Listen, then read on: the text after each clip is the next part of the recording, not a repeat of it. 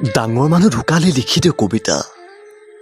প্ৰথমে ক্ষমা কৰা জ্ঞানী, মোৰ সেইকণ যোগ্যতা নাই সাহিত্যিক যে তোমাৰ মৃত্যুৰ পাছতো কিবা দুআষাৰ লিখি তাত কণ্ঠ দিব পাৰোঁ। আজি বাধ্য কৰাই দিলা মোক, কি কবি? কবিতা লিখিবলৈ তোমাৰ শব্দৰ অভাৱ হৈছিল নে?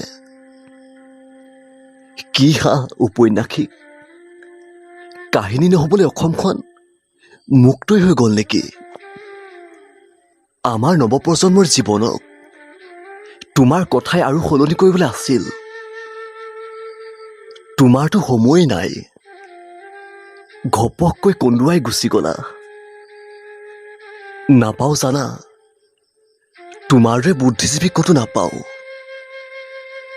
প্ৰাগ নিউজ প্ৰতিদিনত 1 ঘণ্টাৰ টক শ্ব'ত তোমাক দেখিলে নিজৰ ককা যেন লাগে, আৰু ইমান সন্মানী কৰে যে সেয়া আজি মই তোমাক শুনাবকে নোৱাৰোঁ। উচ্চাকাংক্ষা কিতাপখন আজিও মোৰ ডিগ্ৰী কিতাপৰ মাজত।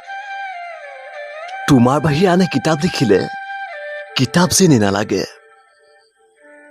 তুমি লিখিলে মোবাইল আঁতৰত থৈ সাধু পঢ়া দি মন দি পঢ়োঁ। কোন হ'ব ভৱিষ্যতে হোমেন বৰগোহাঁই? কোনে তত্ত্বমূলক কথা কৈ অসমীয়াক পৰিচালিত কৰিব? সি মোৰ ওপৰতে বিশ্বাস সাহিত্যিক। তেখেতক তোমাৰ চিন্তাখিনিক আশীৰ্বাদ কৰি দিবা যে তোমাৰ অসমখন সদায় মংগল হৈ থাকে। পণ্ডিত, তুমি দুখ নোপোৱাকৈ ভালকে থাকা দেই। আমাক তাৰ পৰাই চাই থাকিবা।